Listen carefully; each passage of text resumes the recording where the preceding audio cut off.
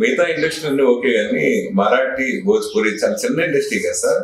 ఎందుకు ఇన్ని language cinema తీయాలని ఏదన్నా టార్గెట్ గా పెట్టుకుని మీరు అలా చేసుకుంటూ వెళ్ళారా? అట్లా ఏం లేదండి. అంటే ప్రతి మనిషికి ఒక తపన, ఇంకా ఇంకా ఇంకా ఏదో చెయ్యాలి అన్నటువంటి ఆశ అవన్నీ తీసుకొచ్చింది దాని ముందుకు. ఆ ముందుకు వెళ్ళటంలో కూడా నాకు ఎక్కడ పెద్దగా హద్దిల్స్ రావాలి. హద్దిల్స్ రాకపోవడానికే గాడ్ బ్లెస్ చేసాం. చాలా మంది పొలిటికల్గా నాకు సంబంధం లేకపోయినా అమితాబ్ బచ్చన్ గారి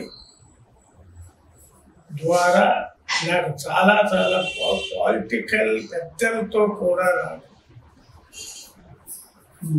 మీట్ అయ్యే అప్రోచ్ అయ్యే అవకాశం దక్కింది. అది నిజంగా చెప్పాలంటే నా కృషి కంటే కూడా నా అదృష్టం అని చెప్పాలి. రజనీకాంత్ గారిని హిందీ కూడా మీరే కదా ఇంట్రొడ్యూస్ చేస్తారు? అవును సార్, రజనీకాంత్ గారిని హిందీలోకి తీసుకెళ్తానికి 2 కారణాలు మెయిన్. హేమమాలిని గారు ఆ పిక్చర్లో పోలీస్ ఆఫీసర్ క్యారెక్టర్. హిందీలో చాలా మంది ఆమెకి సైడ్న హీరోలుగా యాక్ట్ చేశారు, ఇంక్లూడింగ్ జితేంద్ర గారి వీళ్ళందరూ. అప్పుడు ఆలోచిస్తే నాకు కమల్ హాసన్ గారు ఏక్ దూజేకి రిలీజ్ అయింది. ఆయన అయితే బాగుంటాడు అని ఆయన కోసం చాలా ప్రయత్నించా, కుదరలా డేట్స్.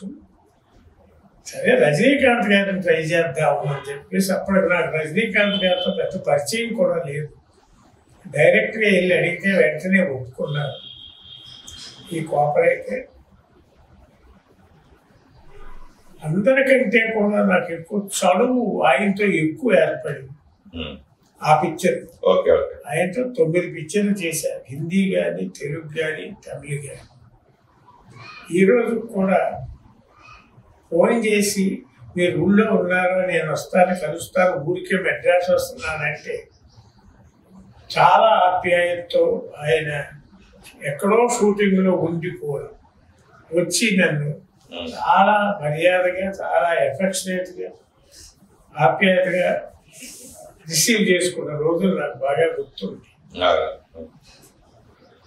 అందాకాలం తర్వాత ఒక తమిళ్ పిక్చర్ చేశాను రజనీ గారితో. ఆ పిక్చర్ చేసేటప్పుడు ఆయన మేకప్ రూమ్లో కూర్చోబెట్టి భోజనం క్యారియర్ అక్కడ పెట్టిస్తే మేమందరం ఇక్కడ బయట హాల్లో కూర్చొని కింద కూర్చొని భోజనం చేస్తూ ఉంటే ఆయన క్యారియర్ పట్టుకుని ఇక్కడికి వచ్చి నన్ను అంటరాని వాళ్ళలాగా వేరే రూమ్లో పెట్టారా, నేను మీతో కూర్చుని భోజనం చేయడానికి నాకు తాహత లేదా అర్హత లేదా అంటూ వచ్చి నా పక్కన కూర్చుని కింద కూర్చుని భోజనం చేశారంటే ఆ సింప్లిసిటీ, ఆత్మీయత, ప్రేమ, ఎఫెక్షన్తో ఆ రోజు నుంచి ఈ రోజు వరకు అట్లాగే ఉన్నారు.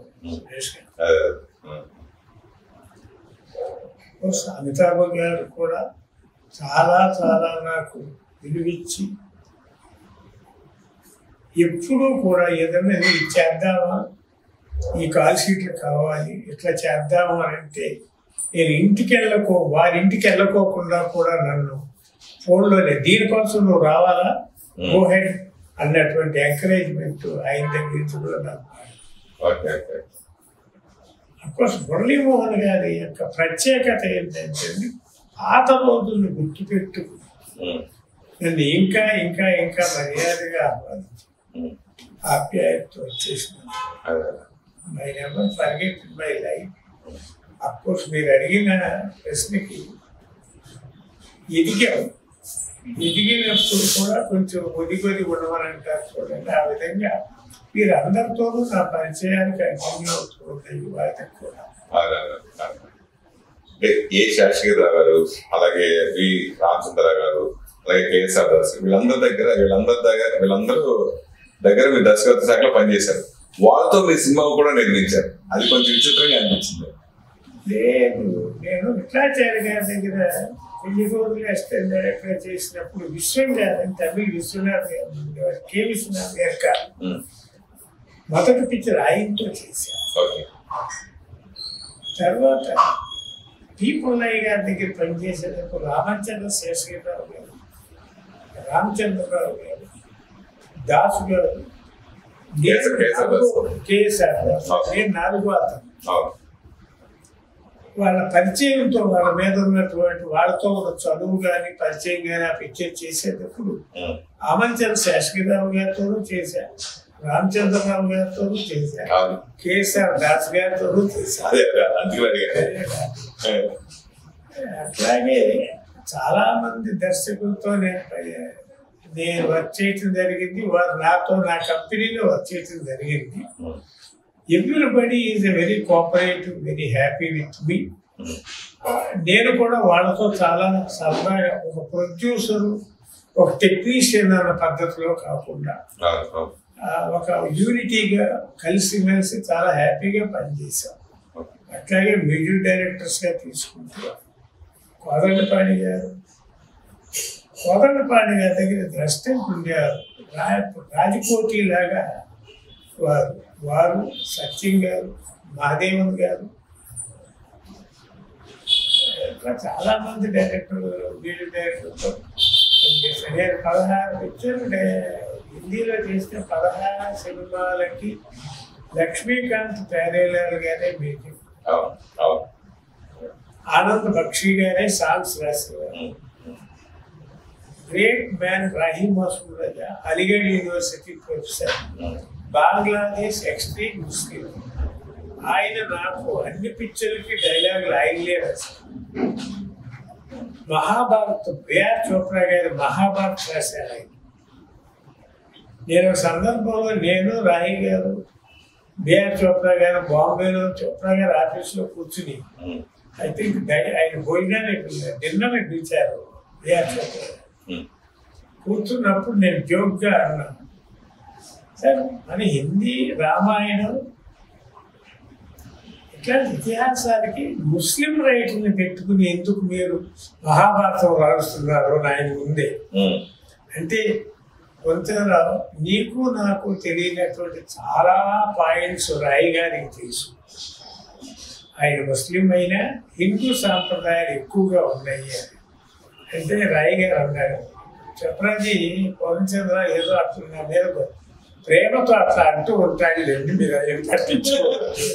అంత చదువుగా అన్ని పిక్చర్లు ఒకే గ్రూప్ ఆఫ్ ది పీపుల్తో వర్క్ చేశారు. చాలా చాలా అనుభవాలు. మీ మొదటి సంపాదన ఎక్కడ తీసుకున్నారు, ఎంత తీసుకున్నారండి? మీ ఫస్ట్ రెమ్యూనరేషన్ మీరు తీసుకున్న ఫస్ట్ రెమ్యూనరేషన్? నేను మొట్టమొదట్లో ఇంట్లో నుంచి బయటకు వచ్చేసిన తర్వాత కృష్ణా బ్యారేజ్, ప్రకాశం బ్యారేజ్ విజయవాడ దగ్గర కడుతూ ఉన్నటువంటి గ్యానన్ అండ్ డెంకన్ అని యూకే లండన్ కాంట్రాక్టర్స్ వాళ్ళు ప్రకాశం బ్యారేజ్ వాళ్ళు కాంట్రాక్ట్. వాళ్ళ దగ్గర వీరమాచారి బ్రదర్స్ అని పేరుంటారు. వీరమాచారి పద్దయ్య గారని వాళ్ళ అబ్బాయి గోపాలరావు గారు, పిచ్చయ్య గారు, వెంకటరత్నం గారు, వాళ్ళు సబ్ కాంట్రాక్ట్స్. ఏమీ లేదు, ఏం చెయ్యాలి అని తెలియక ఇంట్లో నుంచి బయటకు వచ్చి కృష్ణా రివర్ ఒడ్డును కూర్చుని I want to commit suicide and jump into Krishna river. ధైర్యం చాలలేదు సురేష్ గారు. అప్పుడు వాళ్ళ దగ్గర ఏదో అక్కడ మలయాళం టీ షాప్ నాయర్ ఉంటే వాళ్ళకి పరిచయం చేస్తే వాళ్ళ దగ్గర పనిచేసే 3 నెలలు గుమ్మస్తాను. ఉండే లారీలు వస్తా ఉంటే ఎన్ని లారీలు వచ్చినాయి నంబర్ నోట్ చేసుకుని వాళ్ళ దగ్గర మొదటి జీతం నాకు నెలకు 27 రూపాయలు. ఆ రోజుల్లో 27 రూపాయలు రోజుకు 1 రూపాయి కూడా లేకపోయినా చాలా గొప్ప విషయం. ఏమీ తెలియనివాడు, చదువుకోనివాడు, పరిచయం లేని వాడికి వాళ్ళు ఇచ్చి నాకు 27 రూపాయలు జీతం ఫిక్స్ చేసి 10 రూపాయలు అడ్వాన్స్ ఇచ్చాను. ఇప్పటికీ నేను మర్చిపోలేనటువంటి మహా ఇన్సిడెంట్గా తీసుకుంటా లైఫ్లో. అక్కడి నుంచి ఏదో అందరి దయ భగవంతుడి దయతో పెరిగామనుకోండి, వాళ్ళ ఇబ్బందులు లేకోకుండా హాయిగా హ్యాపీగా మెయింటైన్ అవుతుంది.